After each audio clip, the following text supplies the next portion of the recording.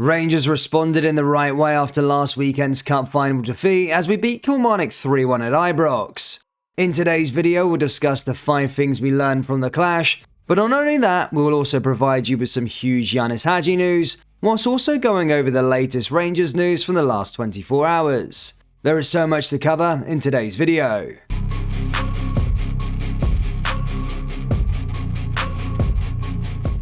And hello everybody, welcome back to the channel guys. Before we get into today's video, as always, please do smash that like button and subscribe to the channel for daily Rangers content. Michael Beale has opened up on the reasoning behind sending James Sands back to New York City after a heart-to-heart with the US international. The midfielder cut his time in Glasgow short as he returned to the MLS earlier this week, and Beale has revealed that the player had come in to seek clarity over his future and whether Rangers intended to activate a permanent signing clause. Beale admitted Rangers were not likely to sign Sands on a permanent contract and agreed to cut short his move to return to New York City where he had game time assurances. Michael Beale said, "James came to speak to me about 4 weeks ago. He's a midfielder that's had to play centre-back for us, and when he's had to play there, he's done really well. Obviously, the MLS season was about to start. I think he had some assurances from that end that he would be a big player for them, and I suppose the question that he was throwing out was, are we going to take up the option? Unfortunately, we weren't going to do that. Nothing against James and the way that he has played, but we didn't feel we were going to take up the option, and we had an agreement because of us only having 2 fit senior centre-backs at the time that would get the final out of the way, and then he could go back, so that's why he wasn't involved in the cup final. I didn't think it was fair to involve James over a player that's going to be here and that's it. There's decisions that I've already got to make. I really enjoyed working with him as a boy. I thought he gave his heart and soul. Every day he was a good teammate, and certainly earlier in the season when we were qualifying for the Champions League and he was playing those games against PSV, he did a really good job for the club in the time that he was there, so we wish him really well." Just a quick one before we get back into the video guys, we've released our brand new merchandise. We've got our Graham Souness Tim Scalping t-shirts, along with our Michael Beale Stan Smith tees. Do shop the collection by going to rfcclothing.com or going down into the link in the description. Let's get back into today's video. Michael Beale admits himself there must be big changes at Rangers in the summer. For ex-Rangers captain Barry Ferguson, the glaring issues to resolve come in goalkeeper and striker positions. In his daily record column, Ferguson called on Beale to make major decisions on key positions at either end of the park. Ferguson reckons Beale must seriously consider whether he could improve on McGregor in the summer, or whether the veteran keeper will go on another year and save extra money on other recruits. He wrote, "Before Beale rushes into making any big decisions, it might be an idea for him to take a deep breath and stop to think things through, and then ask Alan McGregor to come into his office for a serious conversation, because when you look at the bigger picture facing Beale and Rangers this summer, replacing their number 1 keeper doesn't have to be anywhere near the top of the priority list. In fact, I'd go as far to say it could end up becoming a very costly mistake for a whole number of reasons. First and foremost, the whole point of making changes is surely to improve the quality of the current starting 11. And the more I see Griggsy in goal this season, the more I worry that any new arrival might end up being a downgrade from what they've already got. So with Griggsy in his 40s, I understand why some fans want to move him on, but I can't help but think that by doing so, Bill will be giving himself a headache he really doesn't need right now.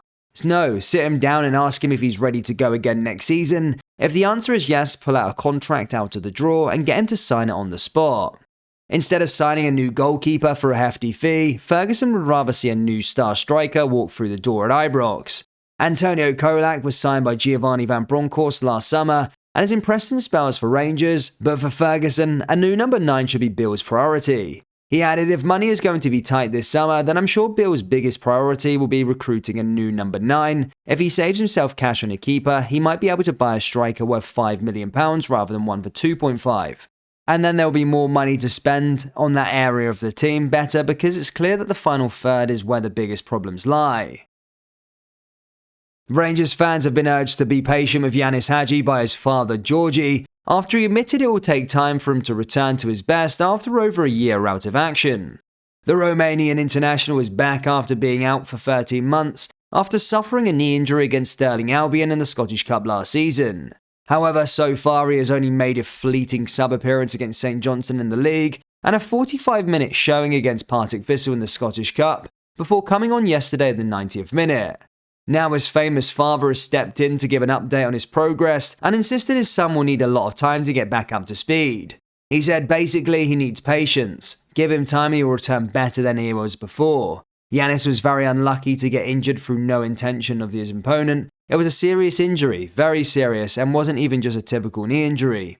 He came back, he worked very hard, and I can already see how he is very happy to be back. But he's only been back a month, and great care must be taken because he was out for over a year. You can't be out for over a year and expect that after just a month back you'll be up to speed, with the tactics especially in the physical aspect of the game. During this period out, he matured, even though he was injured. He watched football and he understands it very, very well now. Will he return a better player for it? I think so. He's healthy and mentally strong. On Saturday afternoon, Rangers got back to winning ways as they beat Kilmarnock 3-1 at Ibrox, with goals from Goldson, Takala and Tavernier securing all 3 points. In this part of the video, we're going to discuss the 5 things we learned from Rangers 3, Kilmarnock 1. Dominant first half. Bill finally gave the fans what they wanted as he named a midfield consisting of 3 men who he benched at Hampden. The return of Nico Raskin, Todd Cantwell and Ryan Jack produced exactly the response Bill would have been hoping for as Rangers came out flying with an energy and tempo they simply couldn't muster against Celtic last week. Rangers managed 3 goals in the first half after a dominant display. However, the second half wasn't as good as Kilmarnock played a lot better in the second period. Overall, there is a lot of positives to take for Michael Beale. Fans vent fury. Rangers Ultra Group the Union Bears have once again taken a swipe at the Ibrox board with a banner that read, "After 55 titles, you took your eye off the ball, time for a change." There are also banners calling for the removal of Chief Executive Stuart Robinson and Sporting Director Ross Wilson. John Souttar returns. Souttar was given a couple of minutes by Michael Beale at the end of the game against Kilmarnock. This was after he recovered from an ankle injury that required surgery from his debut at the start of the season. Souttar will certainly benefit from the minutes as he looks to get back up to speed and really compete for one of the centre-back spots. Cantwell, a real positive. Todd Cantwell has had a couple of efforts in the last couple of minutes, but his overall performance has been a real highlight for Rangers and also named as Rangers TV's man of the match. His efforts were summed up when he sprinted full pelt to catch a loose ball and save his sides conceding a goal kick, as well as showing his trademark tidy passing.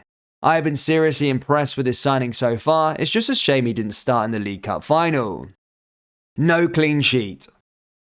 Despite us getting the 3 points, we still again conceded a goal we should not be conceding. In my opinion, Alan McGregor should be doing a lot better, and it almost feels these days if you get a shot off against McGregor, you're going to score. A new goalkeeper is a priority in the summer for me, so sorry to Barry Ferguson for disagreeing. Rangers fans, what did you make of our performance against Kilmarnock? And do you back Ianis Hagi to be a key player for us going into the rebuild? Let me know your thoughts down there in the comment section below. That brings us to the end of today's video. Please do smash that like button and subscribe to the channel for daily Rangers content. We've also released our brand new Rangers t-shirts. We've got the Graham Souness Tim Skelping tee, along with the Michael Beale Stan Smith tee. They're now available on our website. Just go to rfcclothing.com or go down into the link in the description. Thank you, and I'll see you all next time. Take care. Peace.